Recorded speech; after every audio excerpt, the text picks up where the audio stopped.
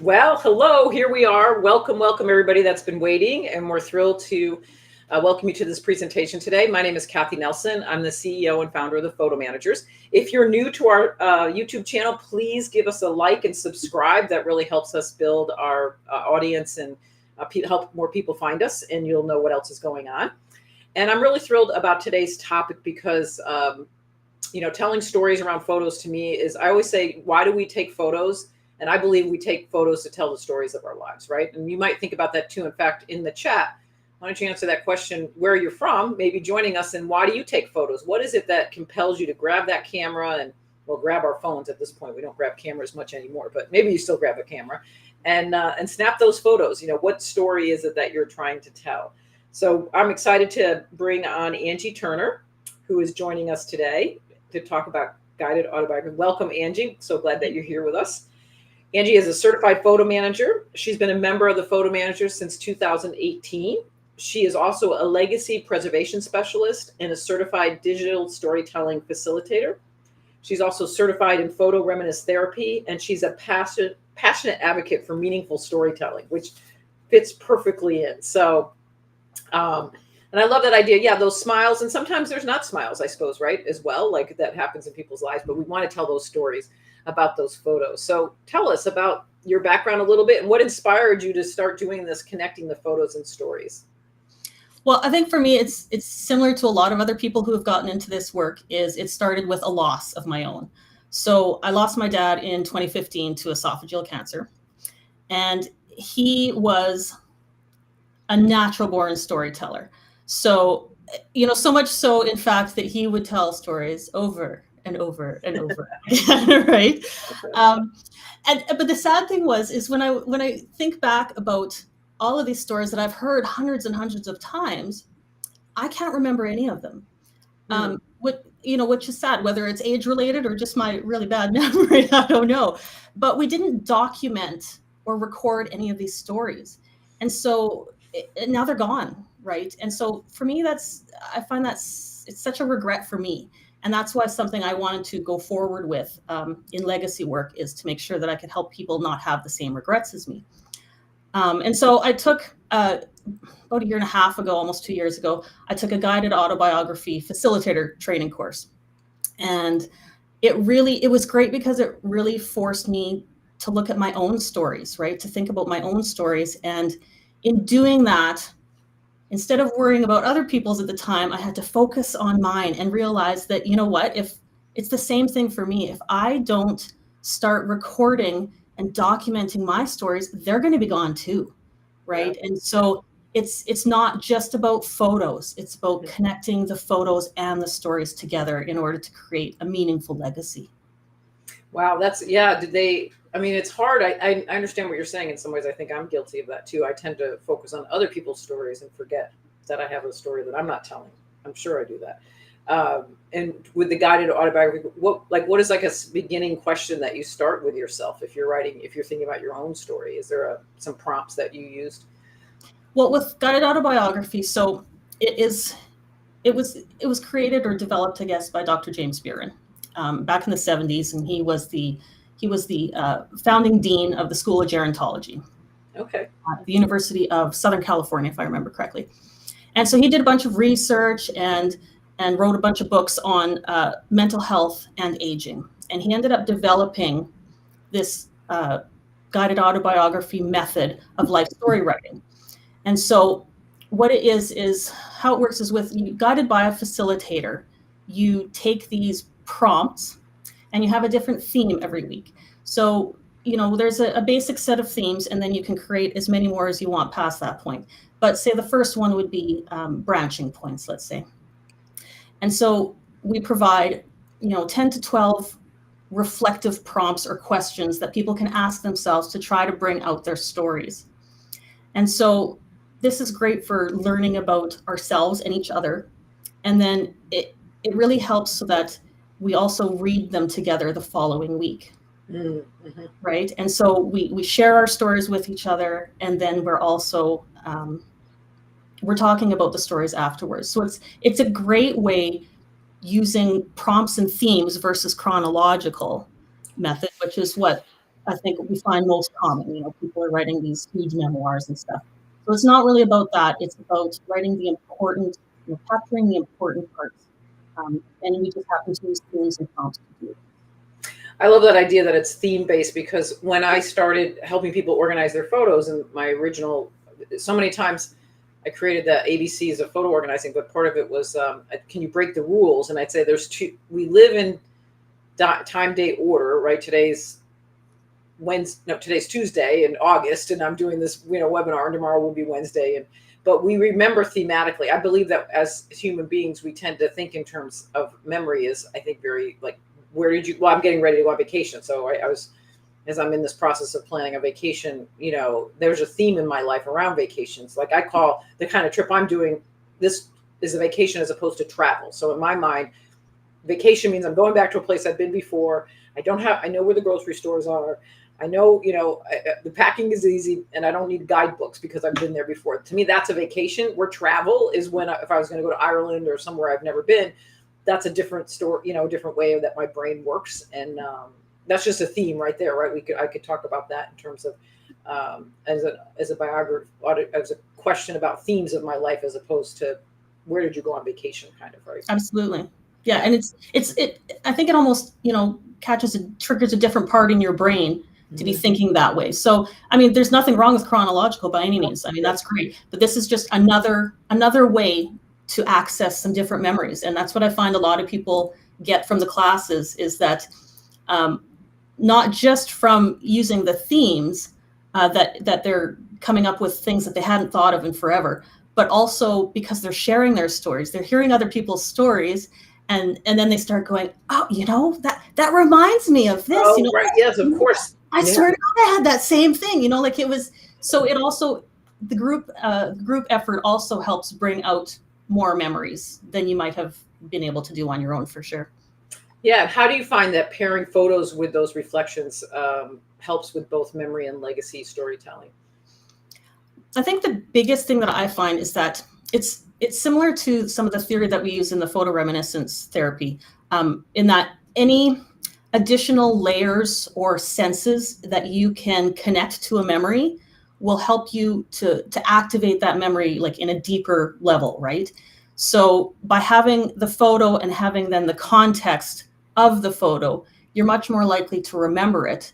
And then you'll also find that now that you've got that photo paired with a story, it'll actually still be useful to the next generation, right? Because a photo on them, on its own, if they weren't a part of that memory, it's not going to mean much to them. Whereas if you now have the story and the context to it, now it's more meaningful going forward as well. Yeah. I have a memory of a photo once that I got from my mom, of my grandfather and my mom and my aunt. They were all dressed up. They were wearing like white gloves, and they were just, and I'll never forget, she said, oh, well, that's because we were taking my grandfather to the airport. And that's how people used to go to the airport. It was a big deal to go to the airport. And they were dressed. Look, I would have thought, if I didn't know the context then from that, I would have thought it was like Easter Sunday, or, a wedding anniversary, or wedding even. They were that dressed up. But I remember that story really, just knowing that there's a story right behind an old photo that my kids have probably never seen. I need to show them that. And, compared to the way we go to the airport today, right? People, go so comfortable. It's like, right? Something they would never have known otherwise, right? Yeah, right. Exactly. That's can you share some of the prompts or questions if the folks that are listening and are thinking, oh, I want to, how would you suggest somebody get started in this process? Well, aside from taking a guided autobiography class, there's also books on it as well that have some themes out there for DIYers. But I think that the group approach makes a big difference. So I think it's worthwhile, if you're really interested in this, to take a class from someone. But I think how would you find class? Just curious too. Is there like a listing, or is there a way that people... Absolutely. So, there's plenty of us. Some of us do in person, some do online, and vice versa. And they're all over the country, both Canada and the States and farther. So yeah, I believe it's the burencenter.org is where you'd be able to find instructors in your area, or anywhere else. They've got instructor listings on there as well. As far as the prompts go, each theme has their own set of prompts, set out kind of thing that'll help you to reflect. But really, any questions that you can ask yourself that help you to go deeper than just, like I say, okay, we'll think of maybe you've got the family theme going on, right? And so you've got a picture of you and your best friend. So instead of having just written on the back, okay, this is Jenny, we were at a restaurant in 2015, you want to ask yourself some deeper questions, right? So think about, who is this person in the photo? What impact have they had on your life? What makes this person important to you? Why did you bother taking this photo to start with? Um, think about ask yourself, what do you want the next generation to know about your best friend, Jenny? Like, those are the types of things, like any questions that you can ask yourself that will let you go deeper with why this photo is important. What's the story behind that photo? Then it's going to be more meaningful to yourself, because as we age, we can often forget some stories, right?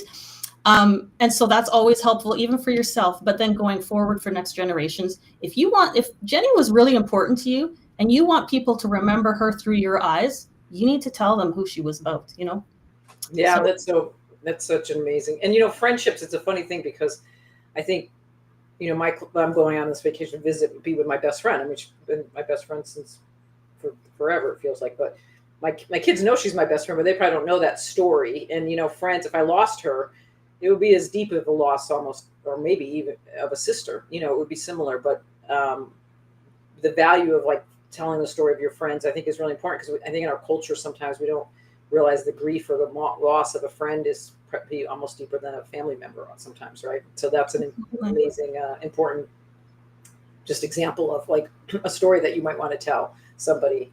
Well, we know as professional photo managers that we help people who are overwhelmed with their lifetime of photos. It is overwhelming to know where to begin, because the beginning is just like, where do I start? So how do you help people think about that part of the process? for me, it's like that old saying about, how do you eat an elephant, right? It's like one bite at a time. So I think that you need to start small. So I think, 10 meaningful photos, 10 meaningful moments, right? If you can go through your collection and pull out your 10 favorite photos, you can start with that, right? You pull out each photo and you start thinking about, why did I take this photo? What is important about it? Is it the people? Is it the place? What's important and what's valuable? What do I want to share to the next generation? What do I need to remember about this photo? And then write a paragraph on it. Well, write a few sentences, whatever you've got. So you can, and then having a little story or a paragraph to go with 10 photos. If you think about a small like legacy book, right? 20 photos.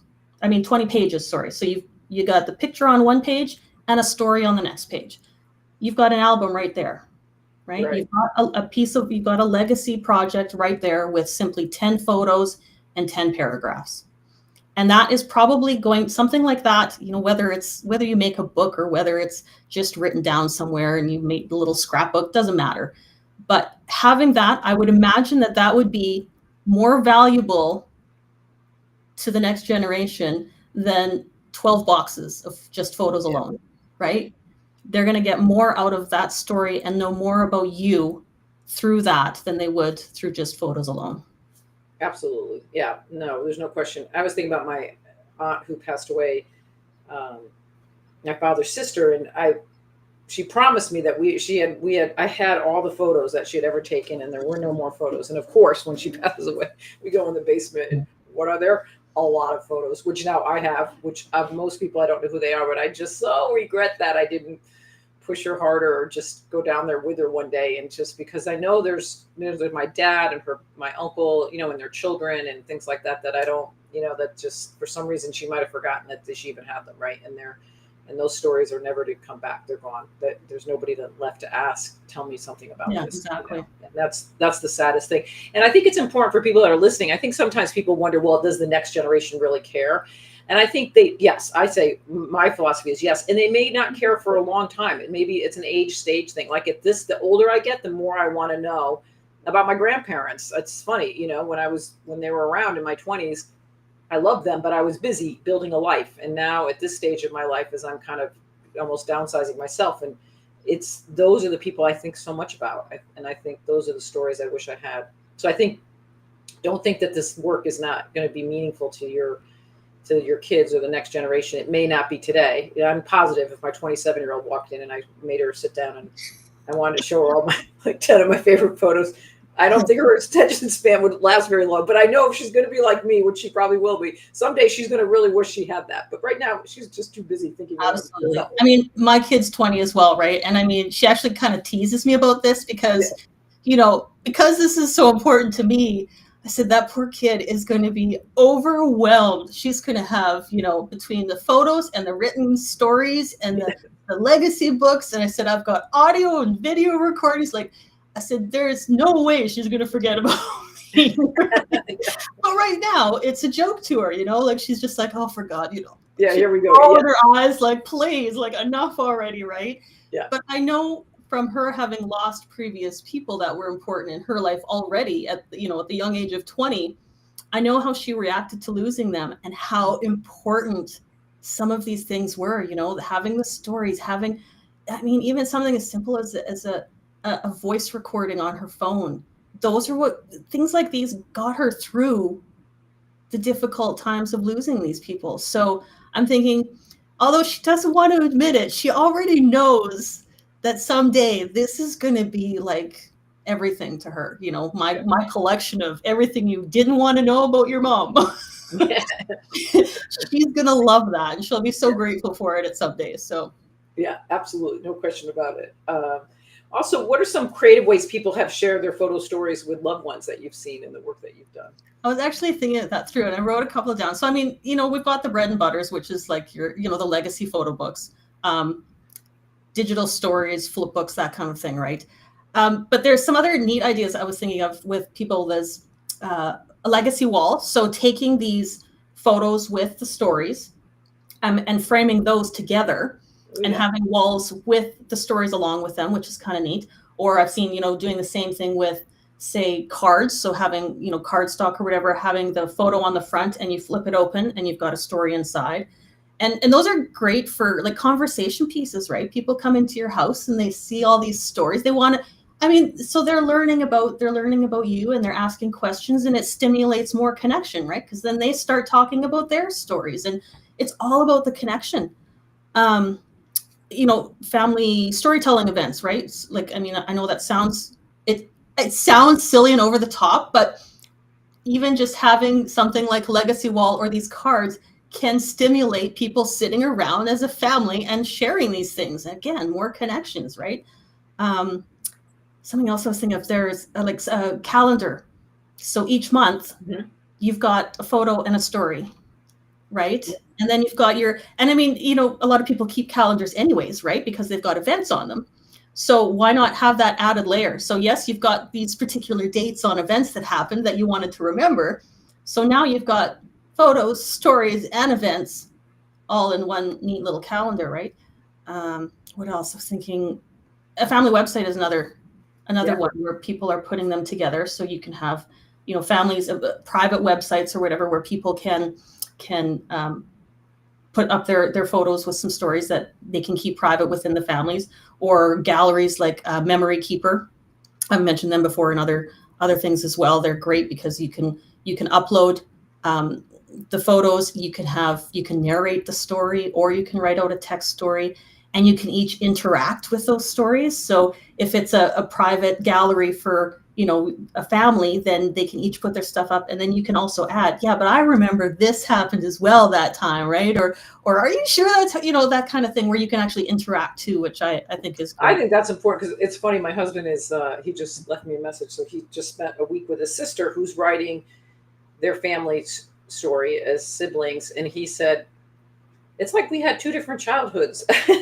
She doesn't, she's not remembering some of the stories that he remembers about their brother who passed away very young. And some of it's conflict. Some of it's not, there was some conflict. She's not telling any stories that had any conflict. It's all positive stories. And he's a little frustrated with that because I think he'd like to tell a different version of the story. But I think that's where it's something like, was it Memory what's the one, Memory Keeper? Is that a online platform that It's you an can online platform. Yeah, Yes. it's great. There's a lot of, I forgot about, I haven't looked at them in a while. Memory Keeper. Yeah, I have to check them out again. But there's others. Memory KPR, I guess, is how it's spelled. But yeah. Okay, yeah, memory gets right. But there's others like that, and more now with technology today. There's such an ability to like Artifact or different companies that where you can capture the story and then share it with other people, and people can add more color and nuance to the story, right? And that makes it really fun.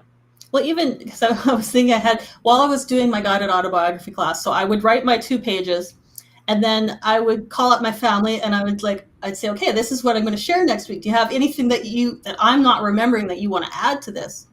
And I had a story about when I was younger and I was riding the bus, and there was some bully on the bus or whatever, and I was so upset, and he was so mean to me and all this kind of stuff, and so I got off the bus and I ran away, and my sister punched this bully in the face, right?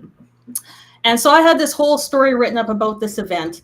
And so I contacted my sister. I'm like, okay, so do you remember this? And she goes, yeah, but I sure don't remember it like you do. And I thought, well, what do you mean? She goes, well, she says he may have been a bully, but she said the problem is that you were standing up to him and being so mean back to him. She said that I had to stop him from chasing you because you were throwing rocks at his head. She goes, that's the reason I punched him, not because he was being mean. And I was like, oh, wow.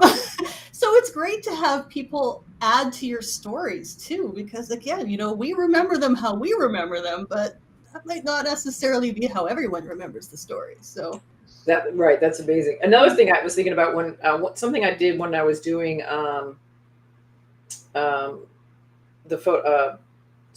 I did a lot of scrapbooking, which is what drew me into loving telling stories with photos, because I wanted to be able to write those, many years ago when we didn't have digital photos. I wanted to be able to write next to the photo the story, because I felt like otherwise an album didn't mean anything. These are a few of my favorite things. I could probably go find that album, but I had people do this, especially for women, because I think as women in particular, we tend to be the family storytellers and not tell our own story. That's very typical. And so it was just like, I like to hike, I like to cook, I like to read. I remember taking a picture of myself with my cup of coffee. I love my cup of coffee first thing in the morning. I love my pets. It was, nothing really that dramatic, but it was a really fun process to make a list of what are some of your favorite things, and then create a book around that with a photo that demonstrates that.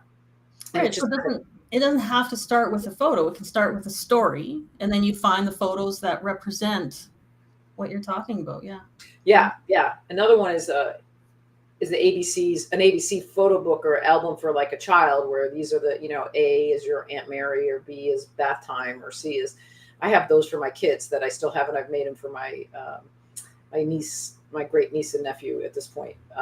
And that's really fun. So that's how I make sure they know who we are, because we don't live near us, so they can see, well, that's right, that's Aunt Kathy. Or even if you're building books for, if you've got family members with dementia, mm-hmm. It's great to start those beforehand too. So they've got, so then if you've got, again, stories, memories, anything that you can add to it, whether it's texture or, songs, anything that you can add to it to help keep the memory strong. Yeah.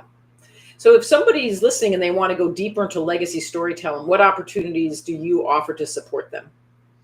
I do one-on-ones with people for legacy books, digital storytelling, and life review stories and that type of thing. I also do workshops. So I've got Guided Autobiography. I do in person locally and then online as well. And then there are other instructors all over the place that you can check out at the Buren Center. I would imagine online. I mean, and I'm sure Rebecca's going to drop in the chat a link to your information, but virtually you can do it with people. Do you do it? Do you bring a group of people together virtually, as like in a group setting virtually, or is it one-on-one with you virtually? It can be both, but typically the groups are where you get so much more out of the group. Yeah, I would think so. I agree. And it's interesting, even especially if you're doing it. I mean, most of the time these are complete strangers, right? Even if it's local, you'll often find that it's a group of complete strangers, and it's surprising how you might tell different stories or share different information with complete strangers than you would, say, necessarily with a family member too. So it's, again, one more level of reminiscence and reflection that you might not get otherwise. Boy, that must help with loneliness and a lack of connection that people can feel, right? Because once you're hearing another person's story, you immediately like, oh, I'm like that, or oh, right? That Yeah. we so need that mirroring back to ourselves that we become so attached to our screens, right? That I'm sure it's really even more important now than ever. I had been worried originally about doing virtual classes because I was worried that there wouldn't be as much connection. But surprisingly enough, like even with the facilitator training I took, there was 12 of us, and we were from all over the world. And 2 years later, we are still in contact with several of us, right? And following each other and helping each other out and giving ideas and stuff. So I mean, the bonding that took place even in virtual class, we've got lasting friends now. So Yeah, very impressive. that's wonderful. That's amazing. Well, Rebecca, do we have questions that have been coming in that you can put up for us for Angie to answer? So can you show us some examples of the items you're talking about, photos with stories, or are there samples online for ideas? Oh, I actually don't think I have anything to show I'm you. going to see if I can find that little album I mentioned. Let me see how quick I can get it, though.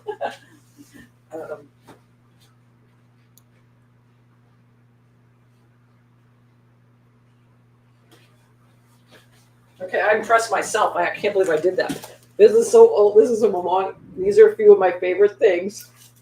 And then I did. Okay, there I am having. I'm much younger there. Coffee in the morning, and prayer and meditation, and I wrote about that. Journaling and cooking. So that's our old stove. I love to cook and plan our family meals every Sunday for the week. And then the books I've read and music I listen to. This is when we had the music was an iPad, I think, an iPod mini. Remember an iPod mini? Most of our kids they won't know what that is. So anyway, that was kind of I was able to find that. But I think that's kind of an example of this, right? In a way. Well, and something else like I'm working on right now with Lifezine actually is okay. Yeah. So I've been working with them, and they created a magazine just for my guided autobiography. So I'll be sharing it with my guided autobiography fellow instructors as well, so that they can use these with their participants. But yeah, so it was a magazine they created, gorgeous, of course, solely with each chapter is a theme from guided autobiography, so that my participants will be able to take their stories, put them into the template, and print off magazines of their guided autobiography stories. Like it's awesome. It's beautiful. That's awesome. That's great. Derek asks, what is a certified legacy specialist and how do you become one? You're probably better off to explain that than I can even. Well, I haven't become one though, but you have. We'll both share. So the photo managers, we have certification for members since we started, 16 years ago. And then 2 years ago, I think, or 2.5 years ago, we found that legacy storytelling and legacy work was becoming more and more what people love doing. And we knew people needed kind of a training and certification where you would learn best practices, learn a code of ethics. And so on the photo manager's website, you can sign up to become a certified legacy specialist. But Angie has actually done the work and things, so you might want to share a little bit more about it. I just thought it was great. I mean, I was already doing legacy work, and so yeah, it was nice to have something laid out for you with best practices. That was great, and it's also nice to have something specially, a specialty, because like I said, I am concentrating entirely on legacy work now in my business, and so it's nice to have a certification that recognizes that. Yeah, and I think when we say best practice too, like confidentiality, dealing with emotions, there's a lot to this. Once you really start, again, those are all like the happy things of my life. But if I probably put some of the, these are some of the things that have caused me. I've just been taking a lot on the difference between knowledge and wisdom, and we're moving more. We live in a knowledge world where we know everything in our brains, but wisdom is not talked about as much. This whole kind of movement I'm into, and it's like wisdom comes out of suffering a lot. So creating a wisdom book might be interesting. Like, what have you learned? So, and so that requires, if you're going to work with somebody and asking those kind of questions requires a certain amount of training as well. you're not a therapist, but you definitely want to have an understanding of what that could bring up for people, right? Right. So, all right. CRB says, a newbie, what platform do you use to make and print the storybooks? Well, for me, I'm using InDesign most of the time for my custom books. But honestly, I think that whatever platform you are comfortable with is the one you should use. There's no point learning something new if you already have something that you're comfortable with. And sometimes there's limitations. So InDesign is a great product that allows you to do the text sometimes, but Canva, I think, has become, a lot of people have become more and more comfortable in learning how to use Canva.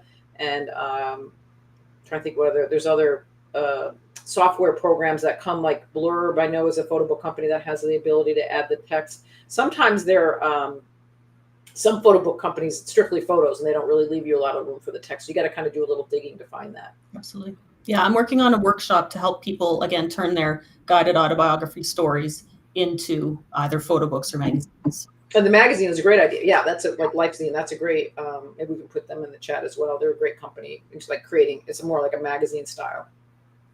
Do we have any more? I think you said is one more question. So Faye said, what suggestions do you have for those of us without families, since so much is geared towards the next generation? Oh, that's a great question, Faith. And I think that's really important. It is, because a lot of people actually decide that they don't think it's necessary to do any legacy work because they don't have anyone to share it with. But the truth is that even with something as simple as the guided autobiography class, doing it for yourself is enough. I mean, you get so much out of the reflection and the reminiscence and learning about yourself. I mean, you know, I learned things about myself. I got so much more out of the guided autobiography class than I went into expecting. You know, it was much more useful to me than I expected even. I was able to connect strings to different themes, right? And, you know, certain things kept coming up in every theme. And I was like, okay, I had no idea, you know, how much was connected and how important some things were in my life that I'd never given consideration to before. So I found it very interesting, even just for yourself and for your own reminiscence, and having something left behind. You never know who can get something out of your stories, what they can learn from it. So it's worth doing, even if you don't have family. Yeah. And that's that kind of that idea of wisdom over knowledge, you know, like, I'm sure, Faith, you have wisdom, you know, life experiences that you've learned that are of value, and don't think that the next generation, there has to be this next generation to understand that. I really, and then pets, I think, you know, people, we love our pets, or we love our travel or hobbies that we have. And those are the things that, you know, take the time and give yourself that gift of that reflection and allowing yourself the opportunity, especially with somebody who guides you. I think that's a brilliant way of doing this, because we can start out with great intentions that we're going to do it, but I can imagine the difference with the guided person would make all the difference in the world, and somebody who's almost holding the stories for you in a safe place, right? So, well, I think that's the end of our questions. This has been a great conversation, Andy. I'm really inspired. It makes me, want to get moving again on my own things. So thank you so much. And again, hopefully everything's there in the chat. And if you enjoyed this conversation, please like this video, subscribe to our channel, and mark your calendars. September is Save Your Photos Month. You're going to be seeing a lot of us. We are going to be coming on twice a week, all around the things that you can do to protect your keepsake items, your photos, the things that you care most about before. And it's no fun. We're bringing you good news. I think I like changing the way, instead of like, what do you do before a disaster strike, which is like a scary concept.